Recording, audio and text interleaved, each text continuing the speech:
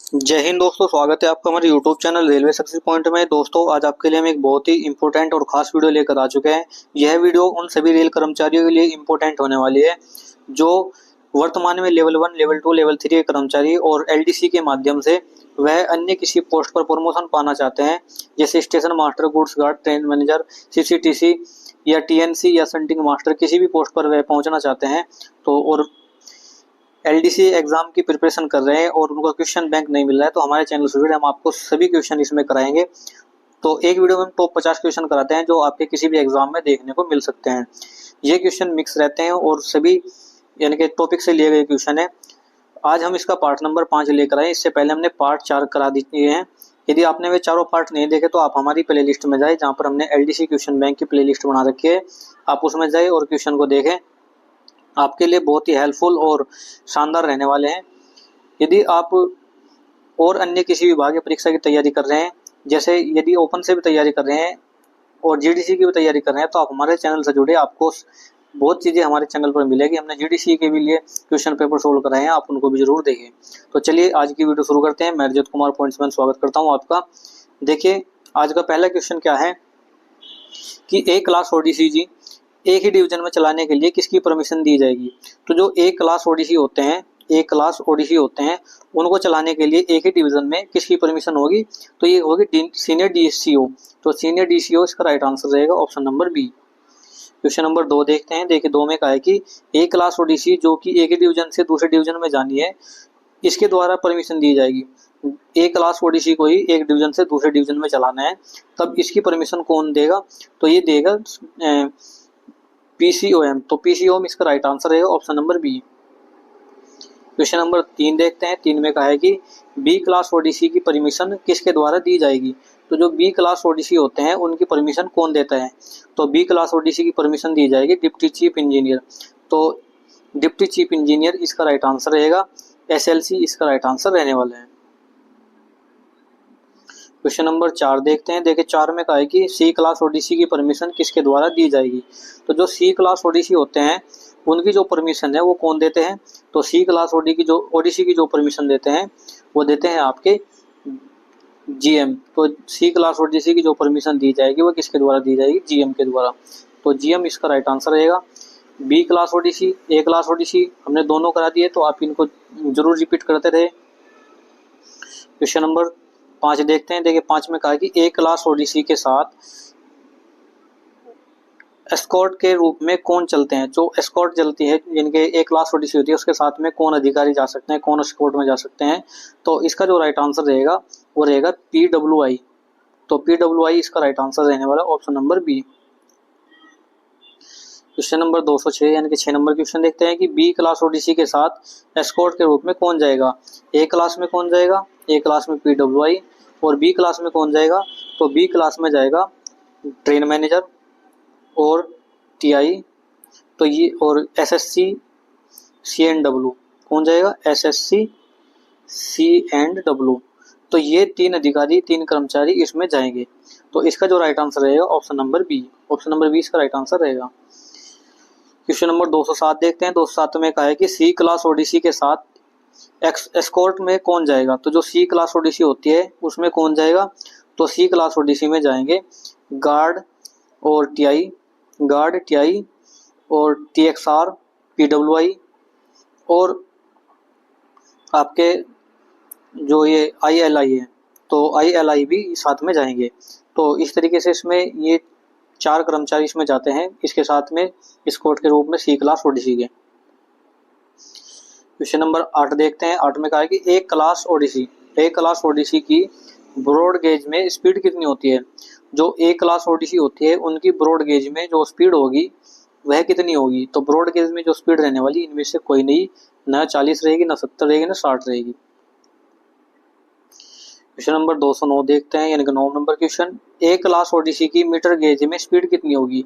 तो जो ए क्लास ओडीसी होते हैं उनकी जो स्पीड रहने वाली है मीटर गेज में वह कितनी रहेगी। तो मीटर गेज में भी इनमें से कोई नहीं रहेगी। तो ऑप्शन नंबर डी इसका राइट आंसर रहेगा। क्वेश्चन नंबर 10 देखते हैं। 10 में कहा है कि ए क्लास ओडीसी की नैरो गेज में स्पीड कितनी होगी। तो ए क्लास जो ओडीसी होते हैं उनकी भी इनमें से कोई नहीं रहेगी, 15, 25, 20 में से कोई भी नहीं रहेगी।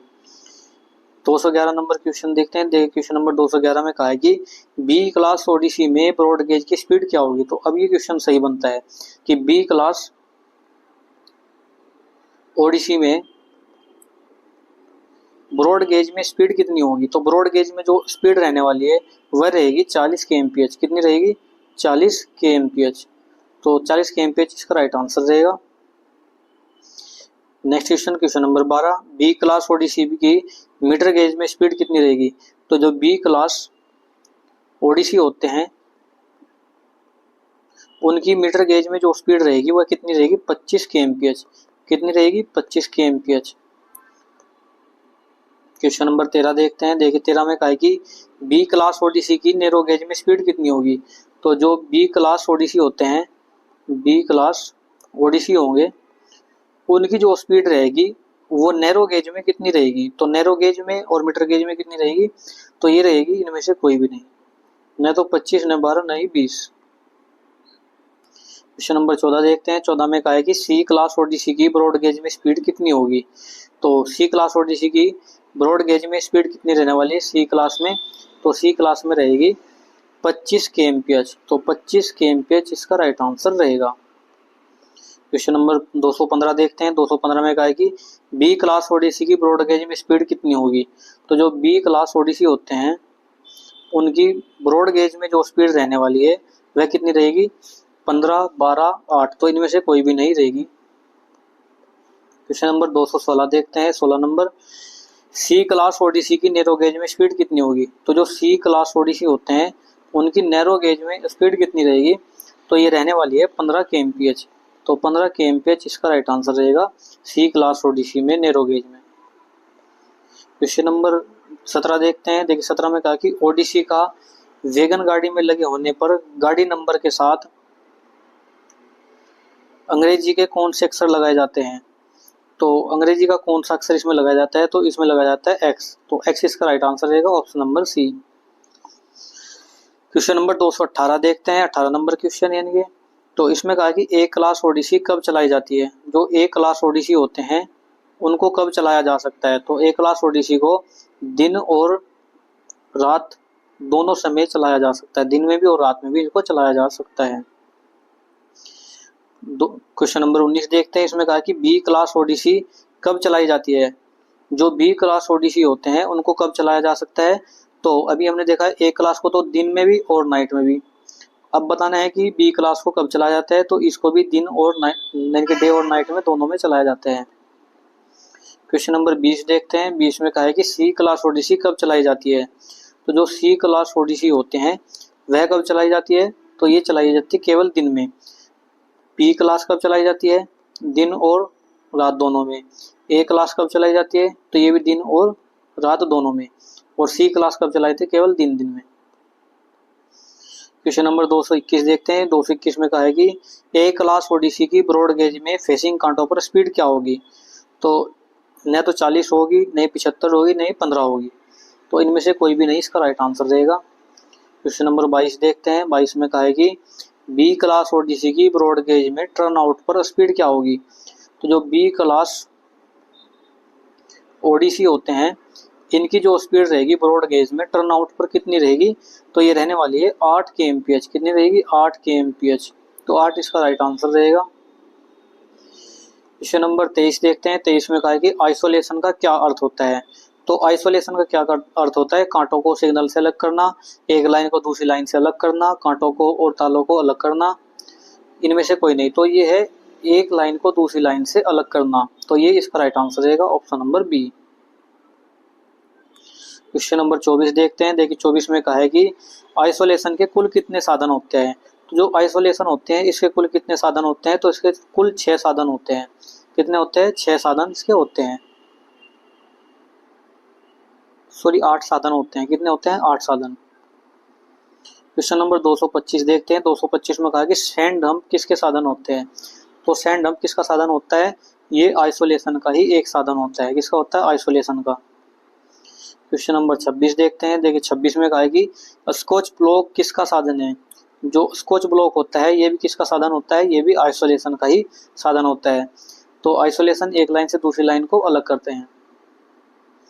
क्वेश्चन नंबर 27 देखते हैं। 27 में कहा कि हेज ड्रिल किसका साधन है। तो हेज ड्रिल जो होता है वह किसका साधन होता है, वह भी आइसोलेशन का ही साधन होता है। क्वेश्चन नंबर 28 देखते हैं। 28 में कहा है कि परमानेंटली लॉक्ड पॉइंट किसका साधन होता है। जो परमानेंटली लॉक किए जाते हैं, क्लैंप लॉक किए जाते हैं, डायरेक्टली लॉक किए जाते हैं, वह किसका साधन होता है, तो वह होता है आइसोलेशन का। तो ये आइसोलेशन का ये भी साधन होते हैं। क्वेश्चन नंबर 29 देखते हैं। 29 में कहा है कि आइसोलेशन से क्या लाभ होता है। तो आइसोलेशन से क्या लाभ होता है, इससे जो लाभ होता है सुरक्षा और स्पीड दोनों बढ़ती है, यानी कि जो सुरक्षा है वो भी बढ़ती है और सुरक्षा भी बढ़ती है और स्पीड भी तेजी से बढ़ती है। क्वेश्चन नंबर 30 देखते हैं। इसमें कहा कि सैंड डंप किसका एक विकल्प होता है। तो सैंड डंप किसका विकल्प होता है, ये होता है सिग्नल ओवरलैप का। तो सिग्नल ओवरलैप के लिए जो बनाया जाता है वह क्या होता है, सैंड डंप होता है। क्वेश्चन नंबर 231 देखते हैं। 31 नंबर क्वेश्चन, ओवररन रेल की कम से कम लंबाई कितनी होती है। जो ओवररन रेल होती है उसकी जो लंबाई रहती है वह कितनी रहती है, 180 मीटर। तो 180 मीटर इसका राइट आंसर रहेगा, option number C. Question number 232 देखते हैं। 232 में भाई ट्रैप पॉइंट किसका साधन होता है। तो जो ट्रैप पॉइंट होते हैं वह भी किसका साधन होते हैं, आइसोलेशन का। तो आइसोलेशन इसका राइट आंसर रहेगा। क्वेश्चन नंबर 33 देखते हैं। 33 में कहा है कि स्टैंडर्ड समय को सूचना देने के लिए कंट्रोल घंटी कब बजाता है।